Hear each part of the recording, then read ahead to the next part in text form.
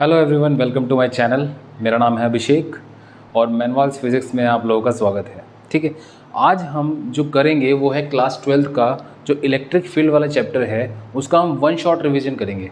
और ये बोर्ड के लिए बोर्ड एग्ज़ाम्स के लिए बहुत ही इंपॉर्टेंट चैप्टर माना जाएगा, क्योंकि इसमें कुछ ऐसे टॉपिक्स हैं जिसके क्वेश्चंस आने ही आने हैं। और वो क्वेश्चंस अगर हम छोड़ रहे हैं एग्ज़ाम के लिए, एग्ज़ाम में अगर हम वो क्वेश्चन स्किप कर रहे हैं तो हम बहुत बड़ी गलती कर रहे हैं। ठीक है, तो वो इंपॉर्टेंट क्वेश्चंस कुछ ये हैं। ठीक, बिना कोई देरी किए मैं ये सब क्वेश्चन स्टार्ट करने वाला हूँ। आप अगर चाहें तो स्टार्टिंग में इसका स्क्रीनशॉट ले सकते हैं, बाकी ये सब क्वेश्चन स्टार्ट होंगे ही होंगे यहाँ पे। ठीक है, होपफुली आप लोगों को ये पूरा जो लेक्चर होगा ये अच्छा लगेगा, क्योंकि ये एक ही वीडियो में आपका पूरा चैप्टर कवर हो जाएगा। ठीक, शुरू करते हैं इसको। ठीक है, सबसे पहले तो यार उन सभी टीचर्स को बहुत बहुत थैंक यू जिन्होंने आज तक हमें पढ़ाया और जो सभी स्टूडेंट्स के लिए बहुत अच्छे से काम करते हैं, बहुत अच्छे से मेहनत करते हैं, उन सभी को हैप्पी टीचर्स डे। ठीक है, अब हम यहाँ पे शुरू करने वाले हैं हमारा फर्स्ट टॉपिक, जिसका नाम है कूलम्ब्स लॉ। देखिए, कूलम्ब्स लॉ एक बहुत ही ईजी और इम्पॉर्टेंट टॉपिक है। ठीक है, तो कूलम्ब्स लॉ किसकी बात करता है? हमारे पास दो चार्जेस हैं, मान लीजिए एक चार्ज यहाँ पे Q1 रखा हुआ है और एक चार्ज यहाँ पे Q2 रखा हुआ है। कूलम्ब्स लॉ क्या बोलता है? अगर दो चार्जेस हमारे किसी भी पर्टिकुलर डिस्टेंस से सेपरेट हुए हुए हैं, सपोज इन दोनों के बीच में डिस्टेंस r है, तो ये दोनों चार्जेस एक दूसरे पे एक फोर्स लगाएंगे।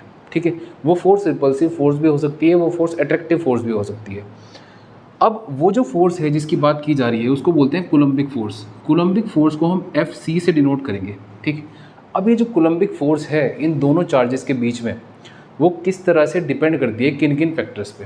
तो सबसे पहले जो बात की कूलम ने वो क्या थी कि जो फोर्स है इन दोनों चार्जेस के बीच में वो डायरेक्टली प्रोपोर्शनल होगी इन दोनों चार्जेस के मैग्नीट्यूड के प्रोडक्ट के। यानी force is directly proportional to Q1 Q2 और it is inversely proportional to r²। तो यानी अगर इन दोनों को हम कंबाइन करके लिखना चाहें तो हम इन दोनों को कंबाइन करके कुछ ये लिख सकते हैं, Fc is proportional to Q1 Q2 upon r²।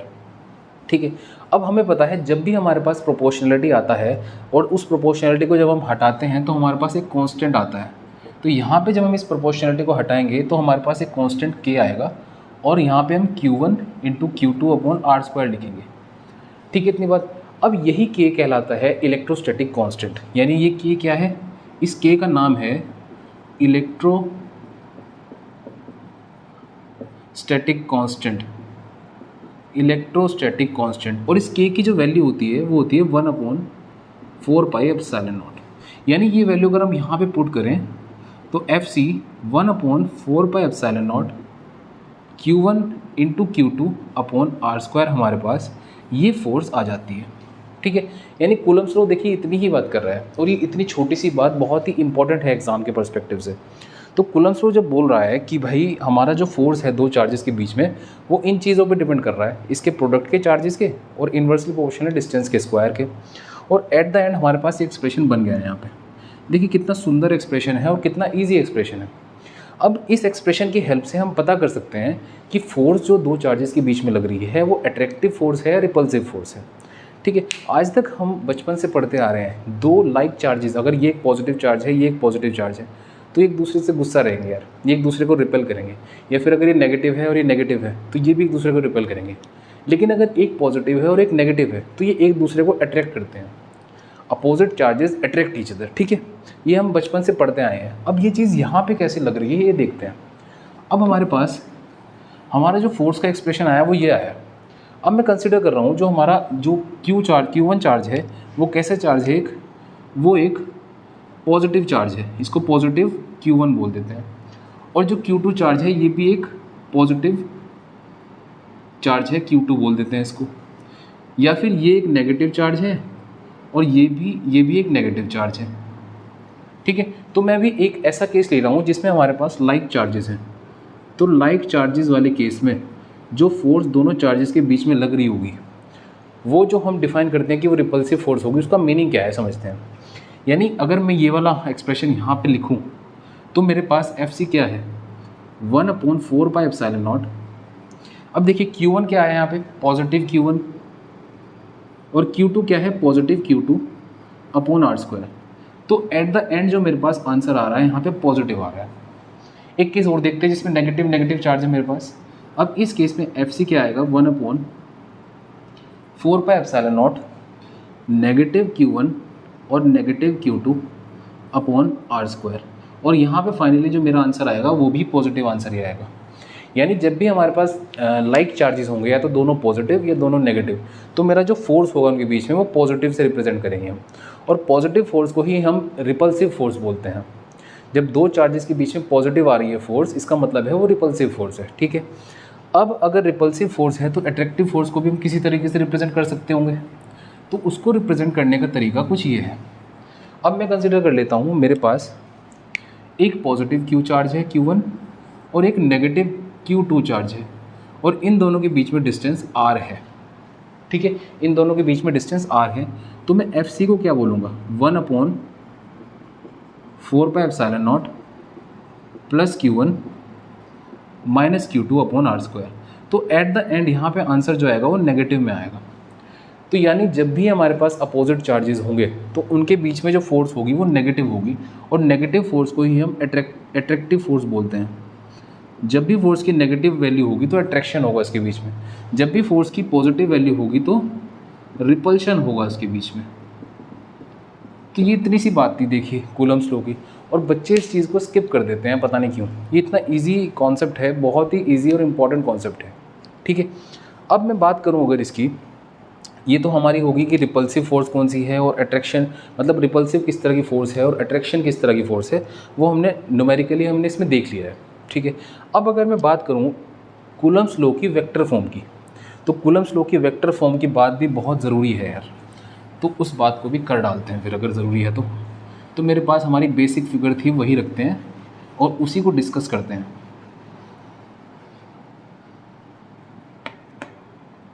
तो अगर मैं अब वेक्टर फॉर्म की बात करूं, जो यहाँ पे मैंने स्पेशल मेंशन दिया था कि vector form of Coulomb's law, अब मेरे पास हमारी जो फोर्स आ रही है वो ये है 1/4πε0 Q1 Q2 अपॉन R²। अब हमें पता है फोर्स क्या होता है, फोर्स एक वेक्टर क्वांटिटी है। फोर्स क्या है, एक वेक्टर क्वांटिटी है। तो अगर फोर्स एक वेक्टर क्वांटिटी है तो उसका मैग्नीट्यूड होगा प्लस इसकी डायरेक्शन भी होगी। अब मैग्नीट्यूड तो आ गया हमारे पास, यार डायरेक्शन का कुछ जुगाड़ हमें करना पड़ेगा। ठीक है, अब डायरेक्शन देख लेते हैं यार, क्या जुगाड़ होगा डायरेक्शन का। अब जो भी फोर्स होगी इन दोनों चार्जेस के बीच में, जैसे ये इसके ऊपर एक फोर्स लगाएगा तो वो अलोंग दिस लाइन ही लगा सकता है और किसी भी डायरेक्शन में फोर्स नहीं लगेगी वो। ठीक है, वो डिपेंड करेगा, अगर इसके बीच में अट्रैक्टिव फोर्स लग रही है तो ये चार्ज इसको अपनी तरफ खींचेगा, यानी उसकी डायरेक्शन उस केस में ये होगी। यानी जब अट्रैक्टिव फोर्स लग रही होगी तो डायरेक्शन उसकी ऐसे होगी, ये चार्ज इसको इस तरफ खींचेगा, और जब ये चार्ज इसको रिपेल कर रहा होगा तो उसकी डायरेक्शन सिर्फ इस तरीके से होगी, यानी ये रिपल्सिव फोर्स होगी यार। तो रिपल्सिव फोर्स और अट्रैक्टिव फोर्स को रिप्रेजेंट करने का तरीका क्या है वेक्टर फॉर्म में, ये देखते हैं। अब अगर कोई भी वेक्टर मेरे पास है, ए वेक्टर है जैसे मेरे पास, तो मैं उसको रिप्रेजेंट करने का एक तरीका अपनाता हूँ, उसका मैग्नीट्यूड जो होगा मल्टीप्लाई उसी की डायरेक्शन में जो यूनिट वेक्टर होगा। यूनिट वेक्टर का काम सिर्फ डायरेक्शन को बताना होता है। ठीक है, ये मैग्नीट्यूड है, मान लो बोल रहा है, मैग्नीट्यूड का मतलब है उस वेक्टर की लेंथ, यहाँ से लेके यहाँ तक की वेक्टर की लेंथ क्या है। जैसे उस केस में वो लेंथ ये रहेगी, यानी मैग्नीट्यूड है फोर्स का। अब अगर मेरे पास मुझे एफ को वेक्टर की फॉर्म में लिखना है तो मैं क्या बोल रहा हूँ कि हमेशा ही डायरेक्शन अलोंग द डिस्टेंस होगी, वो इधर भी हो सकती है और वो इधर भी हो सकती है। ठीक है, अब अगर मेरा केस है रिपल्सिव फोर्स का, यानी रिपल्शन मेरा हो रहा है अगर, तो उसमें मैं वेक्टर फॉर्म में किस तरह से शो करूँगा, तो एफ सी वेक्टर को मैं क्या लिख सकता हूँ, रिपल्शन क्या है, बाहर की तरफ फोर्स लगना, यानी इससे इधर की तरफ जाना फोर्स का। और यहाँ से सपोज करो मैं इस वेक्टर को रिप्रेजेंट करता हूँ अब आर वेक्टर से, यानी ये डायरेक्शन कौन सी हुई, आर कैप डायरेक्शन। ठीक है, तो यानी अगर मैं रिपल्सिव फोर्स को रिप्रेजेंट कर रहा हूँ तो 1/4πε0 Q1 Q2 अपॉन R², और इसी की डायरेक्शन में फोर्स लग रही है। देखो रिपल्सिव फोर्स की डायरेक्शन क्या है, यही है ना, तो इसी की डायरेक्शन में अगर फोर्स लग रही है तो आर कैप सिंपल लिख देंगे। ठीक है, अब अगर मैं अट्रैक्शन वाले केस में बात करूँ, अट्रैक्शन वाले केस में मैं फोर्स की बात करूं तो मेरे पास 1/4πε0 तो है यार, Q1 Q2 अपॉन R² भी है यार, लेकिन अब जो डायरेक्शन है वो इधर है। अट्रैक्शन वाले केस में आप देखिए कि जो वेक्टर की डायरेक्शन है वो इधर है, यानी अपोजिट टू आर कैप। और जब भी वेक्टर्स को मैं अपोजिट डायरेक्शन में शो करूँगा तो नेगेटिव साइन का यूज़ करूँगा, यानी माइनस आर कैप। तो अट्रैक्शन वाले केस में हम कूलम्ब्स लॉ के जो वेक्टर फॉर्म है उसको ऐसे शो करेंगे, और रिपल्शन वाले केस में ऐसे शो करेंगे। तो ये हमारा फर्स्ट टॉपिक कंप्लीट हो गया है, जो कि था कूलम्ब्स लॉ। अब हम नेक्स्ट टॉपिक पे बढ़ते हैं अपने, जिसका नाम है गॉस लॉ, और ये बहुत बहुत बहुत ज़्यादा इम्पोर्टेंट टॉपिक है। अब गॉस लॉ को पढ़ने से पहले, गॉस लॉ का जो टॉपिक है ये बहुत ही इम्पोर्टेंट टॉपिक है। गॉस लॉ को पढ़ने से पहले हमें कुछ थोड़ी सी चीज़ों के बारे में पता होना चाहिए। गॉस लॉ से पहले हमें फ्लक्स का पता होना चाहिए। फ्लक्स क्या होता है? Electric flux. इस फ्लक्स को हम फाई से शो करते हैं। इसकी स्पेलिंग होती है PHI, फाई। तो इस फ्लक्स को हम फाई से शो करते हैं और समझते हैं ये क्या चीज़ है। कुछ भी हार्ड नहीं है, सब कुछ ईजी है। देखते हैं इलेक्ट्रिक फ्लक्स या फ्लक्स का मीनिंग क्या है। जब भी मेरे पास, देखिए उससे पहले हम एक और चीज़ पढ़ते हैं, इलेक्ट्रिक फील्ड। इलेक्ट्रिक फील्ड क्या होता है, ठीक है। तो इसका एग्जांपल मैं एक मैग्नेट से ले लेता हूँ, यानी मैग्नेटिक फील्ड का एग्जांपल यूज़ करते हैं मैं इलेक्ट्रिक फील्ड समझाता हूँ आप लोग। सपोज ये मेरे पास एक मैग्नेट है, जो हम चुंबक यूज़ करते हैं बचपन में, खेलते थे जिससे। तो ये मेरे पास एक मैग्नेट है और यहाँ पे मेरे पास एक छोटा सा लोहे का कोई भी टुकड़ा है, ठीक है। अब ये मैग्नेट से ये लोहे का टुकड़ा इतनी दूर है अभी, तो ये कोई भी अट्रैक्शन फील नहीं कर रहा है, मतलब इसकी तरफ ये अट्रैक्ट नहीं हो रहा है। मैं इसको धीरे धीरे इसके पास ला रहा हूँ, यहाँ भी कुछ नहीं हो रहा है, यहाँ भी कुछ नहीं हो रहा है। लेकिन जैसे ही ये यहाँ पे आया तो एक अट्रैक्शन वाली चीज़ इसने महसूस करी, यानी ये लोहे का टुकड़ा इसकी तरफ अट्रैक्ट हो रहा है। तो जैसे ही उसने ये पर्टिकुलर पॉइंट क्रॉस किया तो ये इसकी तरफ अट्रैक्ट हो रहा था। तो यानी ये ऑब्जेक्ट जो था वो इसके कौन से रीजन में आ गया, जहाँ पे इसका इन्फ्लुएंस है, यानी इस मैग्नेट का जहाँ पे इन्फ्लुएंस है उस रीजन में आ गया। अगर उस रीजन में कोई भी लोहे का ऑब्जेक्ट आएगा तो ये इसको अपनी तरफ अट्रैक्ट करेगा, ठीक है। अब ऐसे ही इलेक्ट्रिक फील्ड का भी हिसाब है यार। मान लीजिए मेरे पास एक चार्ज यहाँ पे रखा हुआ है, तो ये चार्ज क्या करेगा, ये अपने आसपास ऐसा एनवायरनमेंट क्रिएट कर देगा। कोई भी दूसरा चार्ज अगर इसमें आएगा, सपोज उस दूसरे चार्ज को मैं Q0 बोलूँ, तो वो Q0 चार्ज एक फोर्स एक्सपीरियंस करेगा। सपोज ये इससे डिस्टेंस r दूर है, तो इन दोनों के बीच में फोर्स लगेगी यार। वो फोर्स क्या है? कूलम्ब्स फोर्स है। FC 1/4πε0 Q0/r²। ये इन दोनों के बीच में फोर्स लगेगी। तो इस चार्ज ने क्या किया, अपने आसपास के रीजन में ऐसा एनवायरनमेंट क्रिएट कर दिया कि कोई भी दूसरा चार्ज उसमें अगर आएगा, इसको हम बोलते हैं unit charge, unit positive charge, unit, तो वो एक फोर्स एक्सपीरियंस करेगा, ठीक है। अगर ये पॉजिटिव चार्ज है और दूसरा एक पॉजिटिव चार्ज ही आ रहा है तो ये एक रिपल्सिव फोर्स एक्सपीरियंस करेगा, ठीक है। और वो फोर्स ये होगी। अगर मैं बोल रहा हूँ ये फोर्स पर यूनिट, ये जो टेस्ट चार्ज आ रहा है, यूनिट पॉजिटिव चार्ज जो आ रहा है, इसको अगर मैं इस फोर्स से डिवाइड कर दूं तो मुझे इलेक्ट्रिक फील्ड की स्ट्रेंथ मिलेगी इस चार्ज से r डिस्टेंस दूर। यानी अगर मैं चार्ज Q की इलेक्ट्रिक फील्ड की बात करना चाहूँ कि चार्ज Q की इलेक्ट्रिक फील्ड क्या होगी उससे r डिस्टेंस दूर, तो वो कैसे निकलेगी? जितने भी फोर्स एक्सपीरियंस कर रहा है एक Q0 चार्ज जो कि इससे r डिस्टेंस दूर ही रखा हुआ है, तो force experience per unit test charge is electric field strength. तो यानी ये कैसे आएगी? E is equals to FC/Q0, और यहाँ से हम क्या बोल सकते हैं, 1/4πε0 Q/r², ठीक है। यानी इलेक्ट्रिक फील्ड की वैल्यू ये आ गई है। अब देखो इलेक्ट्रिक फील्ड और फोर्स के जो एक्सप्रेशन में क्या डिफरेंस है। फोर्स जो लगेगा वो हमेशा दो चार्जेस के बीच में लगेगा कूलम्ब्स लॉ के अकॉर्डिंग, लेकिन इलेक्ट्रिक फील्ड का जो एक्सप्रेशन आ रहा है उसमें सिर्फ एक ही चार्ज आ रहा है। यानी जो भी इलेक्ट्रिक फील्ड है ये किसी पर्टिकुलर चार्ज की है, कि एक चार्ज अपने आसपास का रीजन में ऐसा इन्फ्लुएंस डालेगा कि उसमें अगर दूसरा कोई भी चार्ज आएगा तो वो एक्सपीरियंस करेगा फोर्स, ठीक है। तो यानी इसके एक्सप्रेशन में सिर्फ एक ही Q आएगा और इसके एक्सप्रेशन में दो Q यानी दो चार्जेस आएंगे। तो यानी ये तो बात हुई हमारी इलेक्ट्रिक फील्ड की। और इलेक्ट्रिक फील्ड और फोर्स की जो डायरेक्शन होगी वो दोनों की डायरेक्शन सेम होगी। जैसे फोर्स अगर एक चार्ज यहाँ पे रखा है, एक चार्ज यहाँ पे रखा हुआ है, ये दोनों पॉजिटिव चार्जेस हैं, तो ये वाला चार्ज इस पर बाहर की तरफ फोर्स लगाएगा। यानी इस एक पर्टिकुलर पॉइंट पे इलेक्ट्रिक फील्ड की डायरेक्शन भी बाहर की तरफ ही होगी। यानी जो डायरेक्शन फोर्स की होगी वही डायरेक्शन इलेक्ट्रिक फील्ड की भी होगी। यहाँ से हमें दिख रहा है क्योंकि F vector equals to E vector into Q vector लिखा जाएगा। ये जो भी डायरेक्शन फोर्स वेक्टर की होगी, जो भी डायरेक्शन फोर्स की होगी, वही डायरेक्शन इलेक्ट्रिक फील्ड की भी होगी। ठीक है, अब हम इलेक्ट्रिक फील्ड को तो समझ चुके हैं। अब हम किसकी बात कर रहे थे? हम बात कर रहे थे फ्लक्स की। अब फ्लक्स क्या होता है ये देखना है। देखिए, फ्लक्स एक बहुत ही इंपॉर्टेंट टॉपिक है और इजी भी टॉपिक है। हमारे पास सपोज एक क्लोज सरफेस है, ये क्लोज सरफेस है, ठीक है।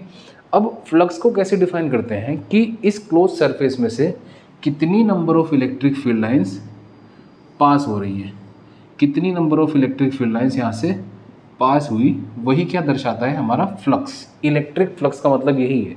इसका फिजिकल मीनिंग क्या हुआ? यानी number of field lines passing through the given surface is called electric flux. तो एक क्लोज सरफेस में से जितनी भी number of field lines, electric field lines pass हो रही है, उसको हम बोल रहे हैं इलेक्ट्रिक फ्लक्स, और इसको फाई से हम डिनोट करते हैं। ये तो हो गया इसका फिजिकल मीनिंग। अब फ्लक्स का मैथमेटिकल मीनिंग भी है यार एक। फ्लक्स का मैथमेटिकल मीनिंग क्या है? फ्लक्स का मैथमेटिकल मीनिंग मतलब अब हम इसमें मैथमेटिकल एक्सप्रेशन का यूज़ करेंगे। हम फ्लक्स को किससे शो करते हैं? फाई से। फिजिकल डेफिनेशन हमने सीख ली है कि number of field lines passing through the close surface जितनी भी होंगी वो हमारा फ्लक्स है, ठीक है। जो फ्लक्स को मैथमेटिकली हम डिफाइन करते हैं वो क्या है? It is a dot product of electric field vector and area vector. Electric field vector and area vector. अगर हम इसकी बहुत ही ज़्यादा यूज़ होने वाला एक्सप्रेशन लिखें तो वो कुछ इंटीग्रेशन के फॉर्म में होता है, कुछ इस तरीके से E डॉट ds। इंटीग्रेशन करने की वजह से पूरा जो क्लोज सरफेस है उसका हमारे पास फ्लक्स आ जाएगा। अगर क्लोज सरफेस होता है तो यहाँ पे हम एक सर्कल बनाते हैं इस पर, तो phi is equals to E dot ds। ये फ्लक्स को रिप्रेजेंट करने का मैथमेटिकल वे है, ठीक है। तो मैथमेटिकली हम फ्लक्स को इस तरह से रिप्रेजेंट करते हैं, ठीक है। अब देखिए ये क्या है? Number of field lines passing through the surface. लेकिन वो फील्ड लाइंस किस तरह से पास होनी चाहिए? वो field lines perpendicular to the plane of the surface pass होनी चाहिए। अभी हमारा जो सरफेस था, सपोज करो वो ये है, तो इलेक्ट्रिक फील्ड लाइंस ऐसे निकल रही हैं, बिल्कुल ठीक है, परपेंडिकुलर टू द सरफेस।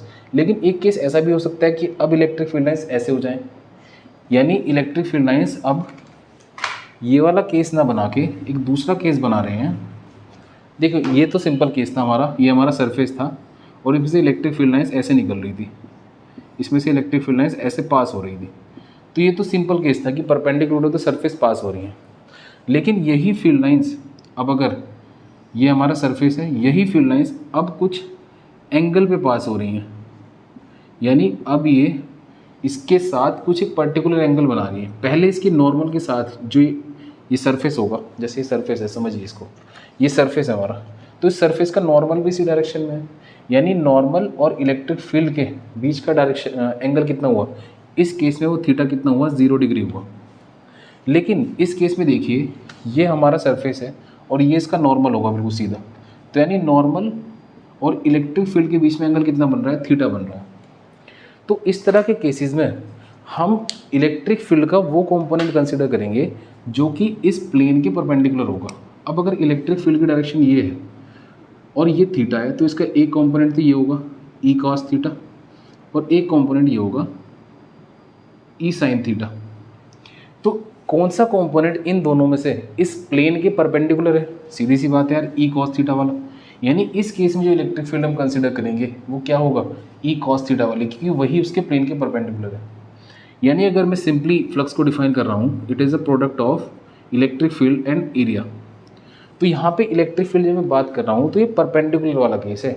लेकिन अगर इसी केस में मैं फ्लक्स की बात करूँ, इस वाले केस में, तो यहाँ पे E cos थीटा और S की बात करनी पड़ेगी मुझे, तो मुझे ES cos थीटा लिखना पड़ेगा इसको, और यहाँ से मैं बोल सकता हूँ E डॉट ds।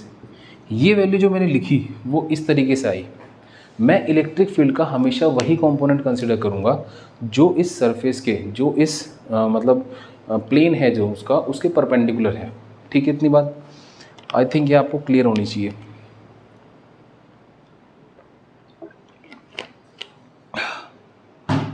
अब देखते हैं अगली चीज़, फ्लक्स क्लियर हो गया है। अब जैसे ही हमारा फ्लक्स क्लियर होता है हमारे पास एकदम से इंपॉर्टेंट सी चीज़ आ जाती है, गॉस लॉ। अब देखिए गॉस लॉ क्या बोलता है। गॉस लॉ जो बात करता है वो फ्लक्स को रिलेट करता है चार्ज से। किस तरह से देखते हैं, तो गॉस लॉ बोलता है कि जो भी सरफेस इंटीग्रल है किसका, इलेक्ट्रिक फील्ड का जो सरफेस इंटीग्रल है, यानी surface integral of electric field तो यार ये है, और यही क्या होता है, फ्लक्स होता है। यानी जो फ्लक्स है किसी भी क्लोज सरफेस के लिए वो किसके इक्वल है, जितना भी चार्ज उस क्लोज सरफेस ने अपने अंदर रखा हुआ है divided by epsilon not. Simple सी बात है बिल्कुल। यानी गॉस लॉ क्या बोल रहा है कि जो भी फ्लक्स है या फिर surface integral of electric field is equal to 1/एप्सिलॉन नॉट टाइम्स क्यू, या फिर क्यू अपॉन एप्सिलॉन नॉट।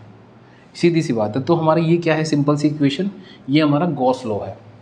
इतना ही सिंपल है गॉस लॉ, और इसकी बहुत सारी एप्लीकेशंस हैं यार, बहुत सारी एप्लीकेशंस हैं। इसी की एप्लीकेशन पे बहुत 5-5 नंबर के क्वेश्चंस बनते हैं एग्जाम में, ठीक है। अब phi equals to E dot D S Q upon epsilon naught हमारे पास आ गया। ये क्या है, गॉस लॉ है। अब गॉस लॉ की एप्लीकेशंस पढ़ने से पहले हमें एक टॉपिक पढ़ना पड़ेगा जिसका नाम है गॉसियन सरफेस, जो है गॉसियन सरफेस। अब गॉसियन सरफेस क्या है यार, गॉसियन सरफेस देखिए ये कुछ नहीं है, ये एक इमेजिनरी सरफेस है। इमेजिनरी सरफेस या फिर बोलते हैं हाइपोथेटिकल सरफेस है। ये हाइपोथेटिकल सरफेस या फिर इमेजिनरी सरफेस है। ये कोई रियल का सरफेस नहीं है, कोई रियल में एग्जिस्ट नहीं कर रहा है, ये हम कंसिडर कर रहे हैं, ठीक है। इस देखो फर्स्ट प्रॉपर्टी क्या होगी, फर्स्ट मतलब एक तरह से कैरेक्टरिस्टिक क्या होगी कि ये हाइपोथेटिकल सरफेस है, इमेजिनरी सरफेस है। दूसरी, ये सरफेस किस लिए यूज़ होता है, to find electric field. Electric field को निकालने के लिए गॉसियन सरफेस की हेल्प लेते हैं हम, वो देखेंगे इस तरीके से। अभी सिर्फ इसकी कैरेक्टरिस्टिक में डिफाइन कर रहा हूँ आप लोगों के सामने। तीसरी बात क्या करता है, जिस पॉइंट पे हम इलेक्ट्रिक फील्ड निकाल रहे हैं वो पॉइंट गॉसियन सरफेस पे लाई करना चाहिए। The point where we need to calculate electric field must lie on the Gaussian surface. तो जिस भी पॉइंट पे हम इलेक्ट्रिक फील्ड निकालने की कोशिश कर रहे हैं वो पॉइंट गॉसियन सरफेस पे लाई करना चाहिए, ठीक है। अब गॉसियन सरफेस डिफरेंट तरह के हो सकते हैं। गॉसियन सरफेस में सबसे पहली चीज़ जो इम्पोर्टेंट है नोट करने की वो है उसकी सिमिट्री। कोई भी गॉसियन सरफेस अगर मैं ड्रॉ करूँगा तो उसमें एक बहुत ही इंपॉर्टेंट चीज़ होनी चाहिए। क्या होनी चाहिए, उसके अंदर सिमिट्री होनी चाहिए। अब गॉसियन सरफेस अलग अलग तरह के हो सकते हैं, वो स्फेरिकल भी हो सकते हैं, वो सिलिंड्रिकल भी हो सकते हैं, वो क्यूबॉइडल भी हो सकते हैं। वो सिलिंड्रिकल तो हो गया, ठीक है, क्यूबॉइड। ये देखिए इन सब में एक चीज़ कॉमन है, ये सभी जो फिगर्स हैं, ये सभी जो सरफेसेस हैं, ये सभी सरफेसेस एक तरह से सिमेट्रिकल हैं इन नेचर, ठीक है ना। ये सभी सरफेसेस सिमेट्रिकल हैं। सिमेट्रिकल का मतलब एक सिलेंडर है मेरे पास, ये एक सिलेंडर है, ये सिमेट्रिकल कब कहलाएगा, जब एक एक्सिस ये है इसकी, जैसा एनवायरनमेंट इसके इस एक्सिस के इधर होगा वैसा ही एनवायरनमेंट इस एक्सिस से इधर होगा। या फिर एक एक्सिस ये है मेरे पास, जैसा एनवायरनमेंट इससे ऊपर है वैसा ही एनवायरनमेंट नीचे है। तो इस तरह की फिगर्स जो हैं ये क्या है, सिमेट्रिकल फिगर्स हैं, सिमेट्रिकल शेप्स हैं। तो गॉसियन सरफेस की एक बहुत इंपॉर्टेंट कैरेक्टरिस्टिक होनी चाहिए यही कि वो सिमेट्रिक होना चाहिए, ठीक है। अब एक गॉसियन सरफेस की कुछ प्रॉपर्टीज़ हमारे पास आ गई। हाइपोथेटिकल सरफेस है, इलेक्ट्रिक फील्ड निकालने के लिए इस्तेमाल किया जाता है, और जिस भी पॉइंट पे हम इलेक्ट्रिक फील्ड निकाल रहे हैं वो पॉइंट उस गॉसियन सरफेस पे लाई करना चाहिए, ठीक है। सिमेट्री होनी चाहिए गॉसियन सरफेस के अंदर। एग्जांपल्स उसके ये हैं, स्फेरिकल हो सकता है, सिलिंड्रिकल हो सकता है, क्यूबॉइडल हो सकता है, ठीक है। इतनी बात, आगे बढ़ते हैं। अब ये था गॉस लॉ, ये है गॉसियन सरफेस। अब गॉस लॉ के एप्लीकेशंस हैं। इस चैप्टर का one of the most important topic अब स्टार्ट होने जा रहा है। देखिए क्या बात होगी, जो अभी अगले 4 पार्ट होंगे इसके एप्लीकेशंस के, मैं लिख के दे रहा हूँ उसमें से 2 पार्ट तो एग्ज़ाम में आएंगे ही आएंगे, एक 3 नंबर में और एक 5 नंबर में, बिल्कुल पक्का। ठीक है, तो एप्लीकेशंस क्या हैं गॉस लॉ की? फर्स्ट एप्लीकेशन है हमें इलेक्ट्रिक फील्ड निकालनी है ड्यू टू लीनियरली चार्ज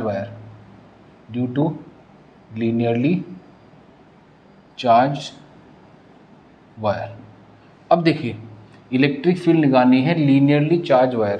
पहले तो यही समझते हैं कि लीनियरली चार्ज वायर का क्या मतलब है। तो जब भी लीनियर चार्ज की बात होती है तो लीनियर चार्ज डेंसिटी की बात हो रही है। लीनियर चार्ज डेंसिटी को हम लैम्डा से रिप्रेजेंट करते हैं और इसको हम बोलते हैं चार्ज पर यूनिट लेंथ। यानी जितनी भी लेंथ है, जितना भी चार्ज है एक पर्टिकुलर, जैसे वायर है, ये वायर है मान लो, इसके ऊपर चार्ज है बहुत सारा, तो चार्ज टोटल Q है और उसकी टोटल लेंथ L है। तो अगर मैं इस वायर की लीनियर चार्ज डेंसिटी की बात करता हूँ तो उसको लैम्डा से रिप्रेजेंट करके मैं ये लिखता हूँ Q/L। तो lambda is equals to Q/L। ठीक है, इतनी बात। अब हमारे पास बात क्या हो रही है, हमारे पास एक वायर है जो कि यूनिफॉर्मली चार्ज है, लीनियरली चार्ज है यूनिफॉर्मली। ये पॉजिटिव मान लेते हैं कि पॉजिटिव हमारी ये वायर है। अब इस पॉजिटिव वायर से हमें r डिस्टेंस दूर इस एक पर्टिकुलर पॉइंट पे, r डिस्टेंस दूर इस एक पर्टिकुलर पॉइंट पे हमें इलेक्ट्रिक फील्ड निकालनी है। ठीक है, तो इलेक्ट्रिक फील्ड अगर हमें निकालनी है तो गॉसियन सरफेस का सेकंड पॉइंट क्या था, Gaussian surface are used to calculate electric field. तो मतलब हम इसमें गॉसियन सरफेस का इस्तेमाल करेंगे। ठीक है, तो यानी अगर ये पॉइंट है तो ये पॉइंट किस पे लाई करना चाहिए, गॉसियन सरफेस पे लाई करना चाहिए। अब देखिए जो गॉसियन सरफेसेज हैं वो किस तरह से चूज़ करेंगे हम, वो डिपेंड करेगा हमारा किस तरह का क्वेश्चन है। हमारे पास यहाँ पे एक लाइन चार्ज है, लीनियर चार्ज डेंसिटी है, तो इसके कोरस्पॉन्डिंग हम सिलेंड्रिकल गॉसियन सरफेस कंसिडर करेंगे, इसके कोरस्पॉन्डिंग हम सिलेंड्रिकल गॉसियन सरफेस कंसिडर करेंगे। और ये हमारा जो पॉइंट है जिस पे हमें इलेक्ट्रिक फील्ड निकालनी है, ये पॉइंट उस सरफेस पे लाई करना चाहिए। तो हम कुछ इस तरीके का सिलेंड्रिकल गॉसियन सरफेस कंसिडर कर लेते हैं। ठीक है, तो ये एक सिलेंड्रिकल गॉसियन सरफेस हमने कंसिडर कर लिया। अब सिलेंड्रिकल गॉसियन सरफेस के सरफेस पे ही हमारा पॉइंट लाई कर रहा है जिस पे हमें इलेक्ट्रिक फील्ड निकालनी है। ठीक है, हम इसमें गॉस लॉ का ही इस्तेमाल करेंगे। गॉस लॉ क्या होता है, E.ds Q/ε0। ठीक है, यहाँ से Q की वैल्यू क्या आती है, देखो यहाँ से Q की वैल्यू हम लैम्डा इंटू एल बोल सकते हैं। यहाँ से Q की वैल्यू लैम्डा इंटू एल बोल सकते हैं। अब देखिए ये पॉजिटिवली चार्ज वायर है, मैंने आपको बताया था कि जब भी पॉजिटिव चार्ज होगा तो इलेक्ट्रिक फील्ड की डायरेक्शन उससे दूर की तरफ होगी। यानी इस वायर की वजह से अगर मैं इस एक पर्टिकुलर पॉइंट पे इलेक्ट्रिक फील्ड देखूं तो इसकी जो डायरेक्शन होगी वो ये होगी। इसमें हम 3 सरफेस नोटिस कर सकते हैं। देखिए अगर हमारे पास कोई भी सिलेंडर है, जैसे ये सिलेंड्रिकल मार्कर है, तो एक सरफेस तो ऊपर है πr², एक सरफेस नीचे है और एक इसका कर्व्ड सरफेस है। एक इसका कर्व्ड सरफेस है वो क्या होता है 2πrh, एक इसका कर्व्ड सरफेस है 2πrh। यानी हम इसमें 3 सरफेस को डिफाइन कर सकते हैं। एक तो कर्व्ड सरफेस फर्स्ट बोल देते हैं इसको, एक ये ऊपर वाला सरफेस सेकंड बोल देते हैं इसको, एक ये नीचे वाला सरफेस थर्ड बोल देते हैं इसको। ठीक है, जब भी हम किसी भी सरफेस की बात करते हैं, जैसे ये सरफेस है मेरे पास, ये सरफेस है इसका, तो अगर ये एक एरिया है, सरफेस एरिया है, तो इसका जो पहली बात, एरिया एक वेक्टर क्वांटिटी होता है। एरिया जो है वो एक वेक्टर क्वांटिटी होता है और उसकी डायरेक्शन जो होती है, अगर ये सरफेस एरिया है तो इसके जस्ट परपेंडिकुलर उसकी डायरेक्शन होती है एरिया वेक्टर की। ठीक है, यानी एरिया वेक्टर की डायरेक्शन हमेशा उसके नॉर्मल डायरेक्शन में होगी, परपेंडिकुलर डायरेक्शन में होगी। और एरिया एक वेक्टर क्वांटिटी है, उसको स्केलर बोलने की गलती मत कीजिएगा। ठीक है, तो अगर ये कर्व्ड सरफेस है, इस एक पर्टिकुलर पॉइंट पे जो एरिया वेक्टर की डायरेक्शन होगी वो तो यार बाहर की तरफ ही होगी, यानी एरिया वेक्टर ये है। ठीक है, ये रेड से मैं जो शो कर रहा हूँ ये एरिया वेक्टर है, इसको मैं बोल देता हूँ कि ये एक तरह से ds वेक्टर को रिप्रेजेंट कर रहा है। ठीक है, ये एक छोटा सा ds एरिया एलिमेंट इसमें कंसिडर कर लो, जहाँ पे पॉइंट है वहाँ पे एक छोटा सा ds एरिया एलिमेंट है। अब इसी पॉइंट पे जो इलेक्ट्रिक फील्ड की डायरेक्शन है पॉजिटिव की वजह से वो भी बाहर की तरफ होगी यार। तो यानी इस पॉइंट पे इलेक्ट्रिक फील्ड की डायरेक्शन भी बाहर की तरफ है, इलेक्ट्रिक फील्ड भी बाहर की तरफ, ds वेक्टर भी बाहर की तरफ, तो दोनों में एंगल कितना बना, theta is equal to 0 degree. तो यानी जो फर्स्ट केस है हमारा उसमें थीटा क्या है, 0 है। सेकंड केस में देखते हैं, इस एक पर्टिकुलर पॉइंट पे जो सरफेस एरिया ऊपर का है ये, तो इसके नॉर्मल जो एरिया वेक्टर होगा वो ये होगा ऊपर की डायरेक्शन में, ds वेक्टर, और यहाँ पे इलेक्ट्रिक फील्ड की डायरेक्शन तो यही है, e वेक्टर।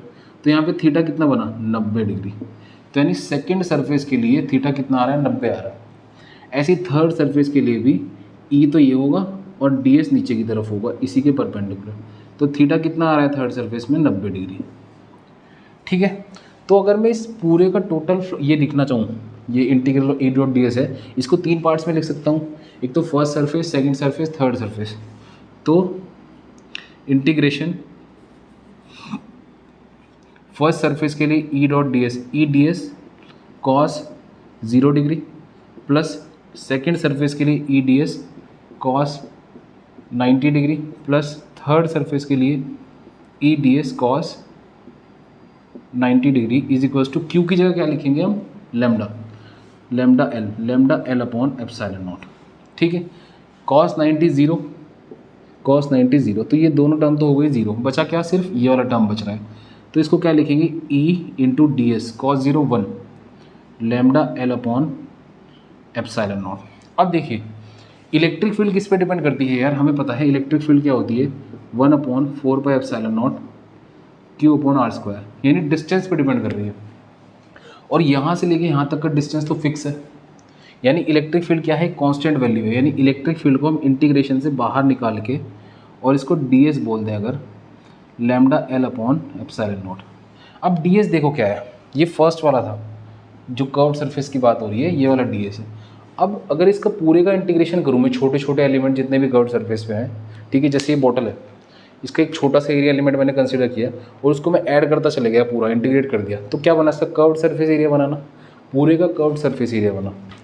तो यानी जो इंटीग्रेशन ds है ये क्या है, कर्व्ड सरफेस है सिलेंडर का, और कर्व्ड सरफेस एरिया क्या होता है, 2 पाई r इंटू इसकी हाइट बोल दो l ही है, जितनी वायर है उतनी है, ये हमने इतना बनाया है लेकिन इसमें l ही कंसिडर कर लो, तो lambda into L upon epsilon not.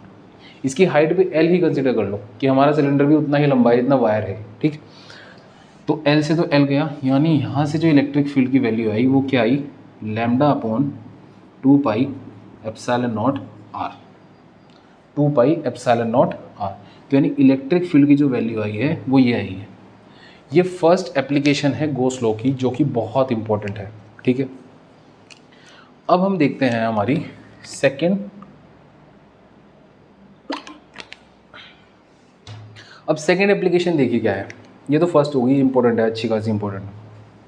Second application देखते हैं हम, जिसमें हम electric field due to infinite sheet consider करेंगे।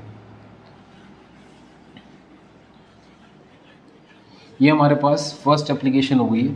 आप अगर समझ में नहीं आई है तो बैक करके आप लोग इसको देख सकते हैं, उसमें कोई दिक्कत नहीं है। ठीक है, electric field due to infinite charge sheet, infinite charged sheet. अब जैसे पिछले केस में हमारे पास वायर था, इस केस में हमारे पास एक शीट है, ये एक शीट है और इसके ऊपर हमने चार्ज को यूनिफॉर्मली डिस्ट्रीब्यूट किया हुआ है। बहुत बार आता है क्वेश्चन यार, इससे रिलेटेड क्वेश्चन आता ही है। तो हमने ये इस तरह की कुछ शीट कंसिडर कर ली है। ठीक, अब जब भी किसी भी एरिया के ऊपर चार्ज डिस्ट्रीब्यूट रहता है, जैसे पिछली बार एक लेंथ पे चार्ज डिस्ट्रीब्यूट था तो हमने उसको बोला लीनियर चार्ज डेंसिटी। जब किसी भी एरिया के ऊपर चार्ज डिस्ट्रीब्यूट रहता है उसको हम बोलते हैं सरफेस चार्ज डेंसिटी, और इसको सिग्मा से डिनोट करते हैं। जैसे पिछले वाले केस में चार्ज पर यूनिट लेंथ था, जब लेंथ थी, तो अब क्या होना चाहिए, अगर एरिया है तो चार्ज पर यूनिट एरिया होना चाहिए। ठीक है, यानी Q is equals to A into sigma होना चाहिए।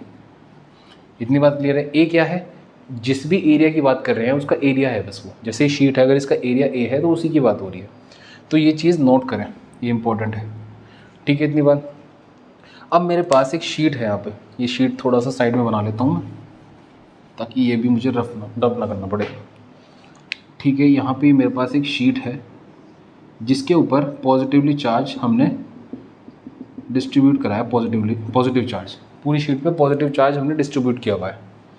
तो अब मुझे इससे डिस्टेंस यहाँ पे इलेक्ट्रिक फील्ड की वैल्यू निकालनी है। तो यानी किसी एक पर्टिकुलर पॉइंट पे इलेक्ट्रिक फील्ड निकालनी है। सेकंड पॉइंट क्या था गॉसियन सरफेस का, कि गॉसियन सरफेस का इस्तेमाल हम इलेक्ट्रिक फील्ड निकालने के लिए करते हैं, और वो पॉइंट जहाँ पे इलेक्ट्रिक फील्ड निकाल रहे हैं वो पॉइंट गॉसियन सरफेस पे लाई करना चाहिए। तो वही काम करते हैं यार इस बार, इस पॉइंट को इसके Gaussian surface, cylindrical Gaussian surface पे लाई करवा देते हैं। तो कुछ इस तरीके का केस बनेगा। अगर इधर बन रहा है तो इधर भी बनेगा, सिमिट्री होनी चाहिए उसमें। तो इतना ही सरफेस यहाँ पर भी बनेगा, तो इतना ही सरफेस यहाँ पर भी बनेगा। तो यानी एक पॉइंट यहाँ भी कंसिडर करेंगे यार।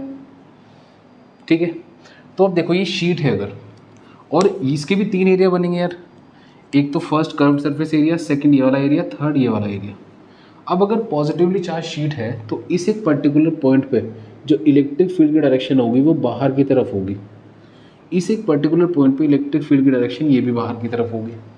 ठीक है, अब देखिए अगर मैं इस सरफेस का, जैसे ये वाला केस है, ये सिलेंडर है यहाँ पे, इसका एक सरफेस है ये, तो यानी इसका नॉर्मल क्या होगा, इस सरफेस एरिया के परपेंडिकुलर बाहर की तरफ, इस सरफेस एरिया के परपेंडिकुलर बाहर की तरफ। जैसे ये बोतल है, जैसे बोतल है, मैं इसको टाइट करता हूँ थोड़ा, ये इसका एक एरिया है जैसे उसका सिलेंडर का है, तो इसके जस्ट परपेंडिकुलर ऐसे निकल रहा है बाहर की तरफ। तो वो क्या होगा, एरिया वेक्टर की डायरेक्शन होगी। और हम कंसिडर कर लेते हैं कि यहाँ पे एक छोटा सा ds एलिमेंट हमने कंसिडर किया, ये क्या है ds, और इसकी डायरेक्शन क्या है ds वेक्टर की, वो भी बाहर की तरफ ही है, इधर ही है, यानी सेम डायरेक्शन है। इस केस में भी ds एलिमेंट की जो डायरेक्शन है वो इधर ही है ds वेक्टर की। तो यानी ds वेक्टर की डायरेक्शन e की डायरेक्शन में है, इसमें भी और इसमें भी। तो यानी सेकंड और थर्ड केस में थीटा कितना हुआ, 0 डिग्री, यहाँ भी 0 डिग्री। लेकिन इस कर्व्ड सरफेस के लिए देखें अगर हम, तो यहाँ पे जो सरफेस है वो है ds वेक्टर, वो ऊपर है, लेकिन इलेक्ट्रिक फील्ड की डायरेक्शन इधर है। तो एंगल कितना बन रहा है इसमें, 90 डिग्री। तो अगर मैं गॉस लॉ का इस्तेमाल करूँ, गॉस लॉ क्या बोलता है कि भाई E डॉट डी एस, सीधी सी बात है, किसके इक्वल होगा, Q अपॉन एप्सिलॉन नॉट के। E डॉट डी एस कितने सरफेस पे बन रहा है, 3 सरफेसेस आ रहे हैं, 3 सरफेसेस। तो first surface E D S cos, first surface कौन सा है, कर्व्ड सरफेस ये वाला जिसमें थीटा 90 है, तो cos 90 degree, plus second surface E D S cos 0 degree, plus third surface E D S cos 0 degree equals to Q upon epsilon naught. Q की जगह क्या आएगा, A इंटू सिग्मा।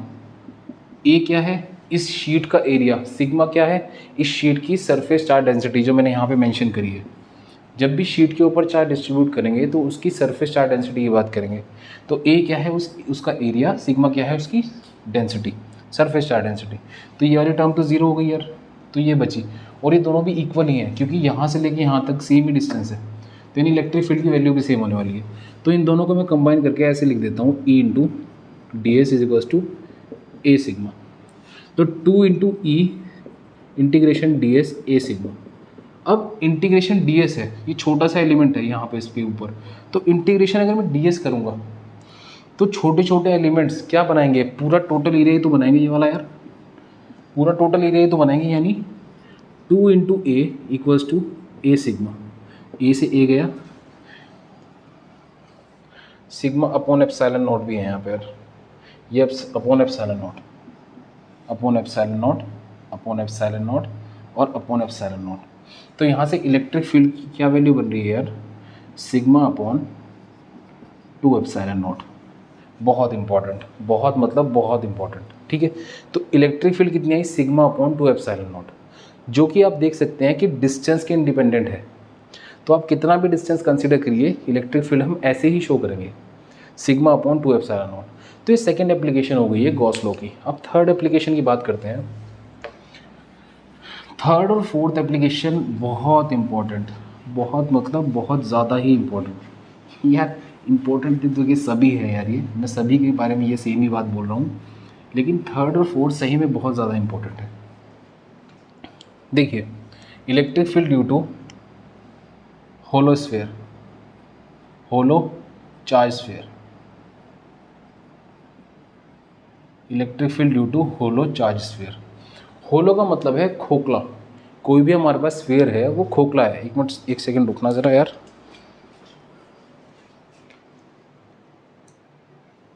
ठीक है, होलो का मतलब है खोखला, जो अंदर अंदर उसमें कुछ नहीं है, अंदर से वो खोखला है, उसका एक सरफेस है बाहर की तरफ। मतलब अब मेरे पास एक स्फीयर है जो कि अंदर से खाली है और इसका रेडियस हमें गिवन है भाई, वो कैपिटल आर रेडियस है इसका। तो अब मुझे इस केस में इलेक्ट्रिक फील्ड निकालनी है।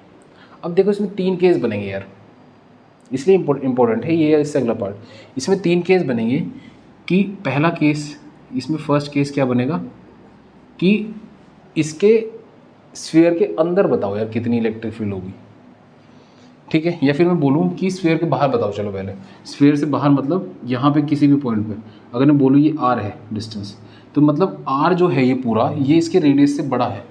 तो यानी फर्स्ट केस क्या है, r is greater than capital R, यानी आउटसाइड का पॉइंट है कोई स्फीयर से।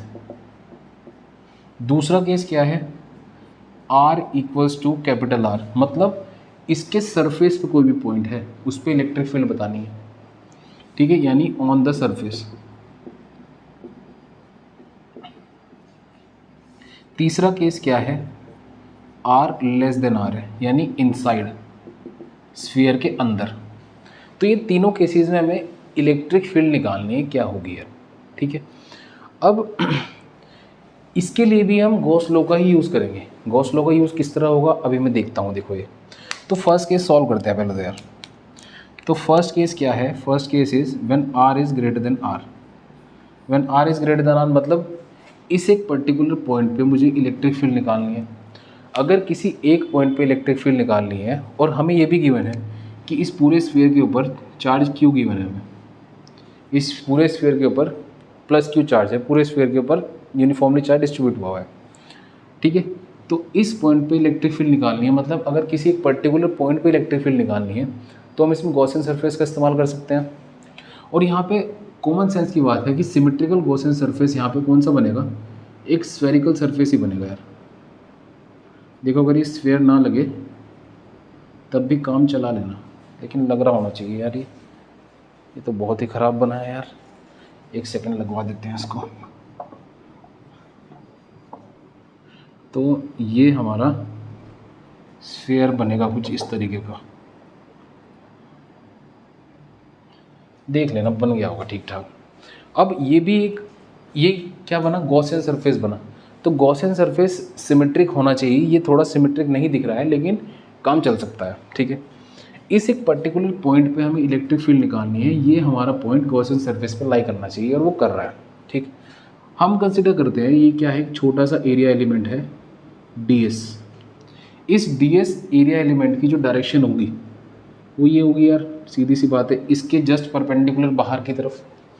अगर ये पॉजिटिवली चार्ज स्फीयर है पूरा, ठीक है, तो इसकी वजह से बाहर की तरफ इलेक्ट्रिक फील्ड होगी, इसकी वजह से बाहर की तरफ इलेक्ट्रिक फील्ड होगी। यानी इस केस में इलेक्ट्रिक फील्ड और एरिया एलिमेंट के बीच का जो एंगल बना, कितना बना, 0 डिग्री।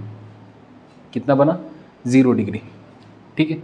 अब हम कंसिडर कर रहे हैं कि देखो अब इस पूरे सरफेस के अंदर अगर मैं यूजिंग गॉस लॉ बोलूँ, यूजिंग गॉस लॉ क्या बोलता है, integration E dot D S equals to. अब देखो ई डॉट डी एस मतलब ये पूरा जो सरफेस एरिया है, ये पूरा जो एरिया है, ये पूरा जो स्फीयर बन रहा है गॉसियन सरफेस, इसके अंदर कितना चार्ज है टोटल, प्लस क्यू ही तो चार्ज है।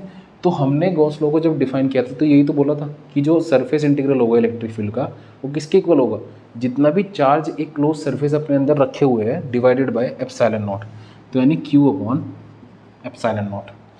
ई और डी एस में एंगल कितना बन रहा है, तो E D S cos 0 degree Q upon epsilon naught.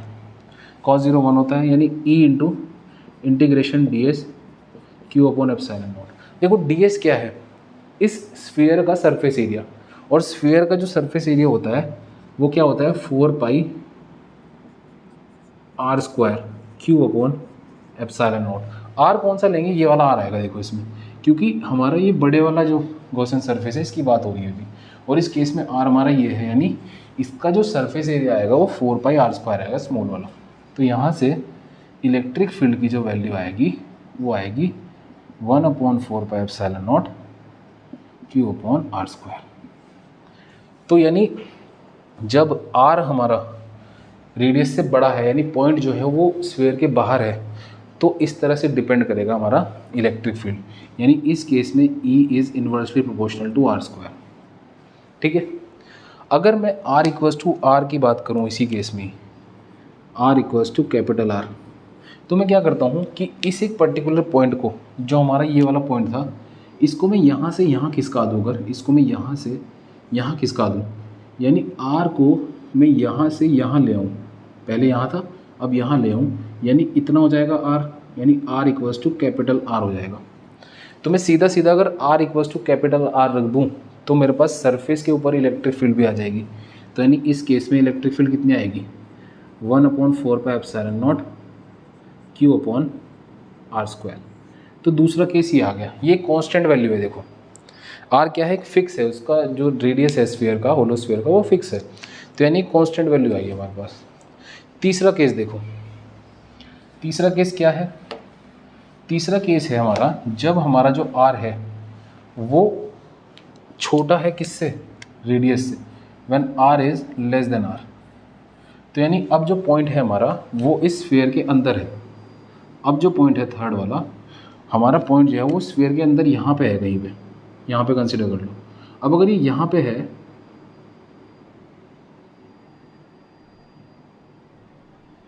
तो हम एक गॉसियन सरफेस ड्रॉ करेंगे। अब मुझे इतनी बात बताइए कि जो एक गॉसियन सरफेस बना, इसका मान लो रेडियस आर है यहाँ पे, ठीक है। अब ये जो गॉसियन सरफेस बना, इसके लिए हम गॉस लॉ को लिखते हैं, E.ds इक्वल्स टू, अब जो गॉसियन सरफेस बना इसके अंदर कोई चार्ज है क्या यार, जो गॉसियन सरफेस है ये वाला, इसके अंदर इसने कोई चार्ज एनक्लोज किया हुआ है? नहीं। क्यों? क्योंकि सारा चार्ज सरफेस पे है, इसके होलो स्फीयर है, होलो स्फीयर के सिर्फ सरफेस पे चार्ज होगा, अंदर कोई भी चार्ज नहीं होगा। यानी इस वाले गॉसियन सरफेस के अंदर कोई भी चार्ज नहीं है, सीधी सी बात है। E.ds इक्वल्स टू 0, एरिया 0 हो नहीं सकता, यानी इलेक्ट्रिक फील्ड 0 आ जाएगी। यानी जब हम स्फीयर के अंदर की बात कर रहे हैं, गोले के अंदर की बात कर रहे हैं, तो हमारा जो इलेक्ट्रिक फील्ड है वो कितनी है, 0 है। तो तीनों केस बन गए हमारे पास। फर्स्ट केस क्या था कि जब इलेक्ट्रिक फील्ड जब R जो था हमारा वो कैपिटल R से बड़ा था, जब R जो था कैपिटल R के इक्वल था, और जब R जो है कैपिटल R से छोटा था। तो अब इस केस में हम एक फिगर ड्रॉ कर सकते हैं, ग्राफ बना सकते हैं बहुत बढ़िया सा, और वो ग्राफ बहुत इंपॉर्टेंट है। देखिए कैसे बनेगा वो ग्राफ। अगर मेरे पास ये है और यहाँ पे मैं इलेक्ट्रिक फील्ड की एक्सिस बोल रहा हूँ उसको, ये R डिस्टेंस है, और ये वाला R इक्वल्स टू R का पॉइंट है, मतलब ये हमारा एक तरह से इस स्फीयर का ओरिजिन हुआ, ये सेंटर हुआ इसका, और यहाँ से यहाँ तक इसका रेडियस है, ये यहाँ से यहाँ तक इसका रेडियस है।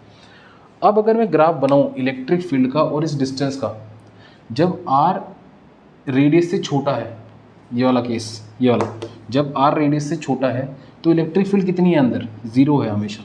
तो जब तक R लेस देन रेडियस है तो इलेक्ट्रिक फील्ड की वैल्यू कितनी आएगी, 0 आएगी, मतलब यही आएगी, यहाँ पे ये 0 ही रहेगा, ठीक है। लेकिन जैसे ही R इक्वल्स टू R हुआ, हमारी इलेक्ट्रिक फील्ड की वैल्यू कितनी आई, 1/4 pi epsilon naught Q upon R square, इसको E0 बोल देते हैं। तो इसकी कोई भी पर्टिकुलर वैल्यू इतनी आ सकती है, ये कांस्टेंट वैल्यू है, क्योंकि कैपिटल R एक कांस्टेंट वैल्यू है, तो ये पूरी एक कांस्टेंट वैल्यू है, इसको मैं E0 से रिप्रेजेंट कर रहा हूँ।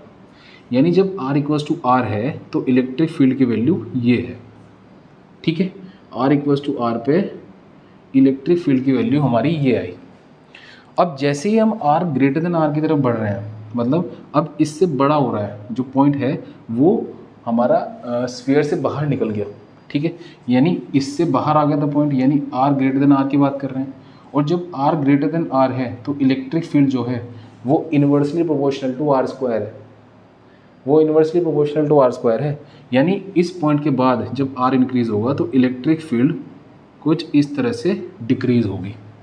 तो हमारा जो ये है, ये जो हमारा पूरा केस बन रहा था, इसमें ग्राफ जो बनेगा वो कुछ ऐसा बनेगा, इलेक्ट्रिक फील्ड और डिस्टेंस का, ठीक है ना। इलेक्ट्रिक फील्ड और डिस्टेंस का जो ग्राफ आएगा वो ये आएगा, और ये बहुत इंपॉर्टेंट ग्राफ है। तो ये हमारा एक और एप्लीकेशन हो गया, 3 एप्लीकेशन हमने पढ़ लिए हैं गॉस लॉ के। हमारा चौथा एप्लीकेशन देखते हैं हम क्या है, ठीक है। चौथा एप्लीकेशन मतलब लॉजिकल, इम्पॉर्टेंट, 5 नंबर से कम में नहीं आएगा। चलिए शुरू करते हैं। एक सेकंड रुकिएगा यार।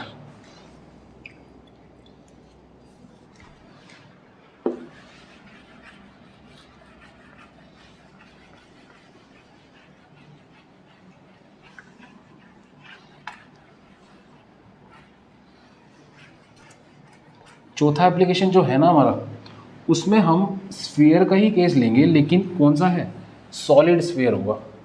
केस हमारा स्फीयर का ही होगा, लेकिन सॉलिड स्फीयर होगा उस केस में। अभी हमने कौन सा स्फीयर पढ़ा था, अभी हमने होलो स्फीयर पढ़ा था, ऐसा स्फीयर जो अंदर से खोखला है। लेकिन अब हम जो स्फीयर पढ़ेंगे वो एक सॉलिड स्फीयर है, और उसके अंदर यूनिफॉर्म चार्ज डेंसिटी है। यूनिफॉर्म मतलब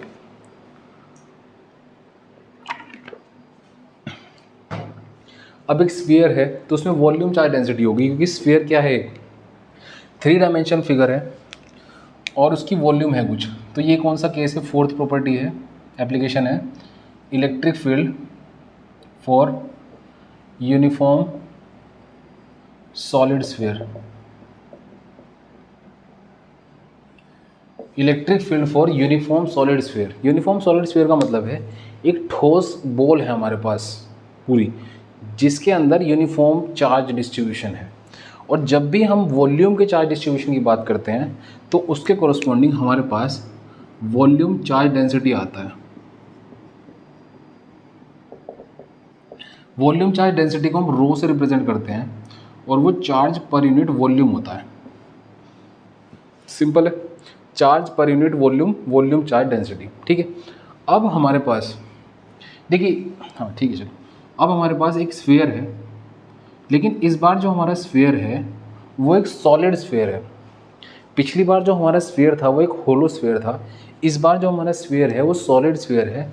और इस बार भी हमें 3 केस में बात करनी है, r greater than capital r दूसरा case, r equals to capital r तीसरा case, r less than capital are.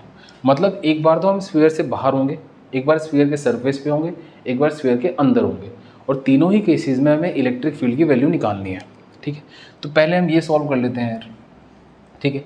हम बोल रहे हैं कि हमारा जो चार्ज डिस्ट्रीब्यूट हुआ है इसके ऊपर टोटल, वो चार्ज क्यू है, ठीक है। अगर टोटल चार्ज क्यू है तो हम इसके कोरस्पॉन्डिंग रो भी निकाल सकते हैं, Q upon 4/3 pi capital r cube. इसकी जो रेडियस है वो कैपिटल आर है। ये आपको दिख रहा है ना, यहाँ पे लाइट तो नहीं पड़ रही है यार, नहीं ठीक है, ओके। तो यहाँ पे जो रो की वैल्यू आ रही है वो ये है, Q upon 4/3 pi R cube, क्योंकि चार्ज पर यूनिट वॉल्यूम होता है वो, ठीक। अब पहला केस क्या है कि मुझे कोई भी पॉइंट जो बाहर है उस पर निकालनी है इलेक्ट्रिक फील्ड, और ये पॉइंट यहाँ से r डिस्टेंस दूर है।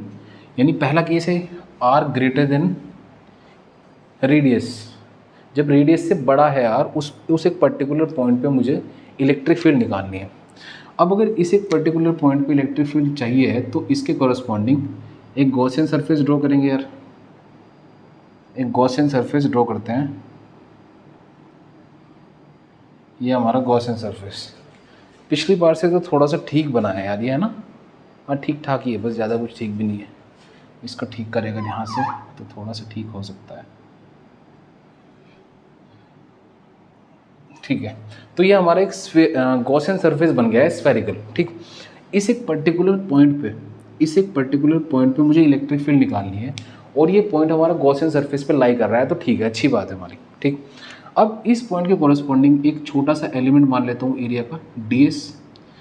इस एक पर्टिकुलर पॉइंट पे ds वेक्टर की डायरेक्शन ये होगी यार, और इसी पॉइंट पे पॉजिटिव चार्ज है बीच में, तो इलेक्ट्रिक फील्ड की डायरेक्शन भी सेम ही डायरेक्शन होगी बाहर की तरफ। तो यानी इलेक्ट्रिक फील्ड और ds के बीच में एंगल कितना बना, 0 डिग्री, ठीक है।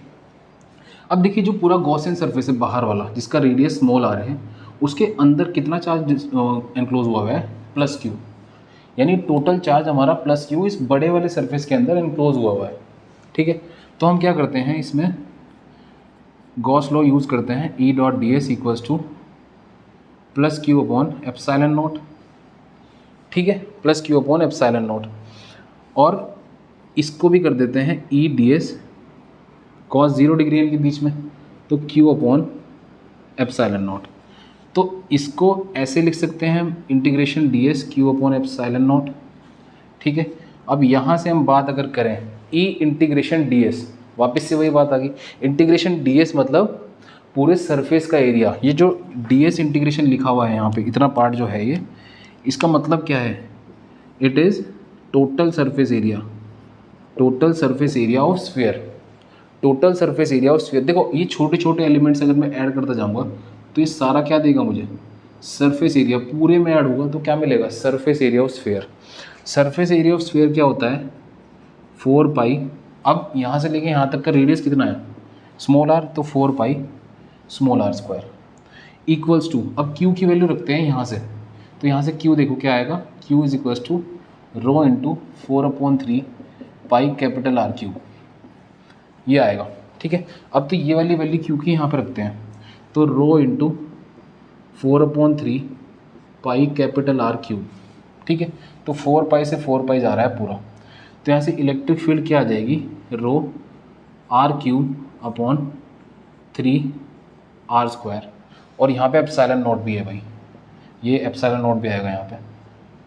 ठीक है, तो इलेक्ट्रिक फील्ड हमारी ये आ गई, यानी जब पॉइंट हमारा स्फीयर के बाहर है तो इलेक्ट्रिक फील्ड देखो किस तरह से डिपेंड कर रही है, आर स्क्वायर के इन्वर्सली प्रोपोर्शनल है।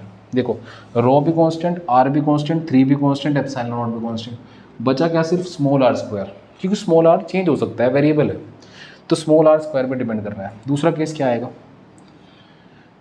दूसरा केस जो हमारा बनेगा वो ये है, आर इक्वल्स टू आर, यानी are equals to are.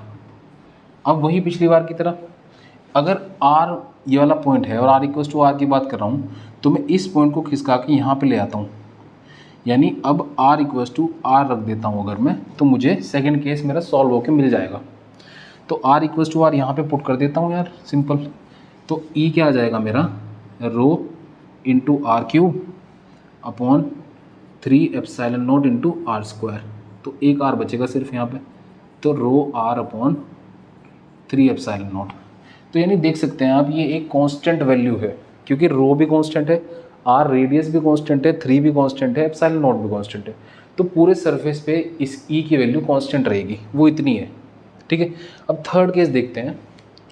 Third case हमारा क्या आया है, थर्ड केस हमारा बनेगा कि जब जो हमारा पॉइंट है वो इसके अंदर है स्फीयर के, यानी अगर मैं इसको अब हटाऊँ यहाँ से, तो अब जो पॉइंट है मेरा वो इस सेंटर से कहीं यहाँ पे है अंदर।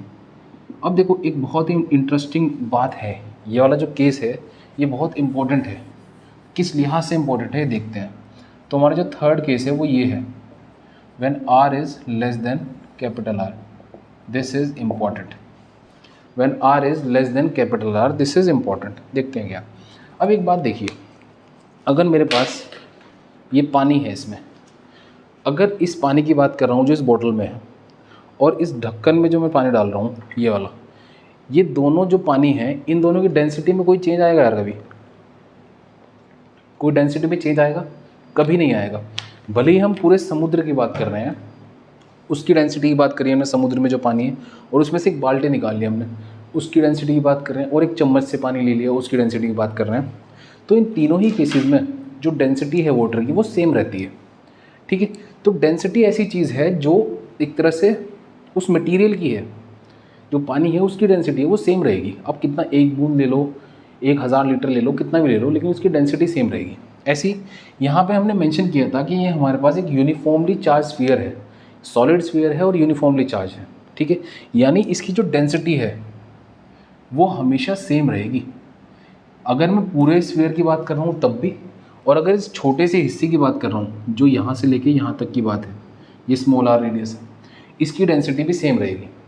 अब डेंसिटी सेम रहने का मतलब क्या है, मान लो जो पूरा स्फीयर था हमारा, ये ओरिजिनल वाला ब्लू वाला, ये वाला, इसके कोरस्पॉन्डिंग जो रो था वो ये था, जितना भी चार्ज हमें डिस्ट्रीब्यूट किया 4/3 पाई कैपिटल आर क्यू। अब मान लो रो डैश बोल रहा हूँ एक चीज़ में, रो डैश क्या है, ये छोटा स्फीयर बना है इसकी डेंसिटी है। छोटे स्फीयर में बोल देते हैं जो चार्ज है हमारा वो सपोज क्यू डैश है, और वो क्यू डैश कितना है, वो क्यू डैश कितना है, Q dash upon 4/3 pi small r cube. तो इसके कोरस्पॉन्डिंग जो रो डैश की वैल्यू है ये है, लेकिन यूनिफॉर्मली चार्ज स्फीयर है तो रो इक्वल्स टू रो डैश होना चाहिए यार, डेंसिटी सेम होनी चाहिए, चाहे पानी ढक्कन में है चाहे पानी बोतल में है, डेंसिटी तो हमेशा सेम है। तो अगर डेंसिटी सेम है तो ये दोनों वैल्यूज़ को सेम रखेंगे अगर हम, तो Q upon 4/3 pi capital R cube equals to Q dash upon 4/3 pi r cube. तो 4/3 तो यहाँ से गया, तो यहाँ से Q डैश की जो वैल्यू आएगी वो क्या आएगी, Q small r cube upon capital R cube. ठीक है, तो यानी इस स्फीयर के अंदर जितना भी चार्ज एनक्लोज है वो हमने निकाल लिया है। जो ये वाला स्फीयर है अंदर वाला, ये वाला स्फीयर जो है इसके अंदर कितना चार्ज एनक्लोज है वो हमने निकाल लिया है यहाँ से। ठीक है, तो ये दोनों पार्ट मैं हटा रहा हूँ अभी, इनको याद रखिएगा। अब मेरे पास Q डैश आ गया है, और अगर मैं इस एक पर्टिकुलर पॉइंट पे इलेक्ट्रिक फील्ड निकालना चाह रहा हूँ तो इलेक्ट्रिक फील्ड की डायरेक्शन जो है वो इस तरह से बाहर की तरफ होगी, और यही डायरेक्शन किसकी होगी, ds वेक्टर की भी होगी। ये तो अब बार बार कर रहे हैं हम ये चीज़, यानी थीटा यहाँ भी 0 है। तो अगर मैं गॉस लॉ का यूज़ करते हुए एक्सप्रेशन बनाऊँ दोबारा से, E dot ds is equals to, इस केस में इस बार कितना चार्ज है, Q डैश, तो Q dash upon epsilon naught. तो वापस से लिखें E ds cos 0 degree is equals to Q dash upon epsilon naught. ठीक है, तो वापस से E बाहर, ds Q डैश की वैल्यू रख देते हैं ये वाली, Q into r cube upon capital R cube और ये एप्सिलॉन नॉट। ठीक है, इतनी बात ठीक है, बिल्कुल सही है। अब देखिए आगे, ये वापस से हमारी यही चीज़ बन गई इंटीग्रेशन ds। इंटीग्रेशन ds क्या होगा, जब मैं इसका पूरा इंटीग्रेशन यानी इसको जोड़ता चले जाऊंगा सबको, तो क्या मिलेगा मुझे, इसका सरफेस एरिया मिलेगा। तो ये क्या है, सरफेस एरिया ऑफ स्फीयर, ये क्या है, सरफेस एरिया ऑफ स्फीयर, यानी क्या वैल्यू है ये, E इंटू 4 पाई, ये वाला आ रहेगा स्मॉल r, तो 4 pi r square equals to Q r cube upon epsilon naught capital R cube. तो r स्क्वायर से r स्क्वायर गया, तो यानी मेरे पास क्या इक्वेशन बनी देखो, E into 4 pi equals to Q into एक R बच रहा है यहाँ पे, Q into R upon epsilon naught R cube. अब Q की वैल्यू हमने यहाँ से निकाली थी जो कि हमारी आई थी Q is equals to rho into 4/3 pi capital R cube. तो ये Q की वैल्यू यहाँ पे पुट करते हैं, तो E into 4 pi equals to Q क्या आ रहा है, rho into 4/3 pi capital r cube into small r, ये वाला small r upon epsilon naught r cube. ठीक है, 4 पाई से 4 पाई गया, आर क्यूब से आर क्यूब गया, तो E कितना आया, rho r upon 3 epsilon naught. यानी जब हम स्फीयर के अंदर की बात कर रहे हैं, यानी small r is less than capital R है, तो इलेक्ट्रिक फील्ड इतनी आ रही है, यानी electric field is directly proportional to R। ठीक है, अब देखो तीनों केस हमने सॉल्व किए हैं यहाँ पे, तीनों केस का मैं इनका रिजल्ट जो आया वो लिखता हूँ, तीनों केस का जो रिजल्ट आया वो लिखता हूँ, और फिर इसमें भी एक ग्राफ को ड्रॉ करेंगे। When R is less than capital R, तो जो इलेक्ट्रिक फील्ड है वो डायरेक्टली प्रोपोर्शनल टू R है। When R is equals to, तो इलेक्ट्रिक फील्ड जो है वो कांस्टेंट वैल्यू E नॉट बोल देते हैं, वो क्या थी, rho capital R upon 3 epsilon naught. when R is equals to R, third case when R is greater than R, तो जो E है वो डायरेक्टली प्रोपोर्शनल था 1/r स्क्वायर के। कुछ ये वाला केस हमने अभी डिराइव किया है। तो अब वापस से हम एक ग्राफ बना सकते हैं यार, इसमें बिल्कुल सही बन सकता है ग्राफ। देखो कैसे बनेगा ग्राफ,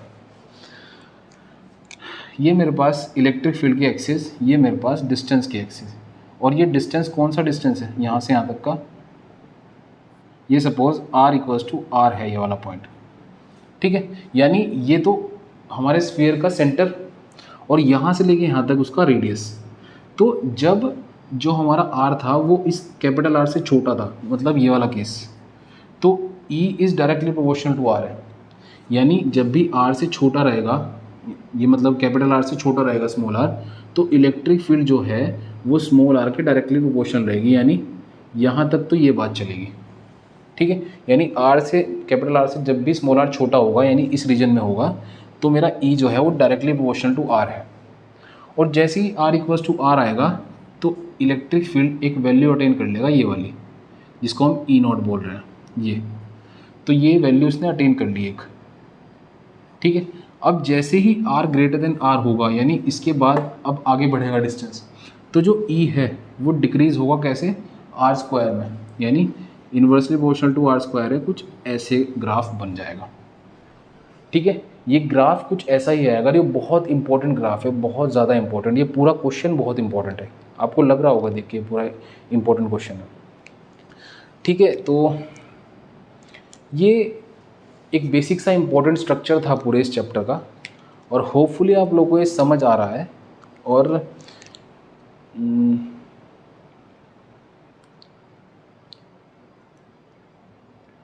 डाइपोल मोमेंट, ठीक है, डाइपोल मोमेंट को हम आगे कंटिन्यू करेंगे, जो हमारा पोटेंशियल वाला चैप्टर होगा।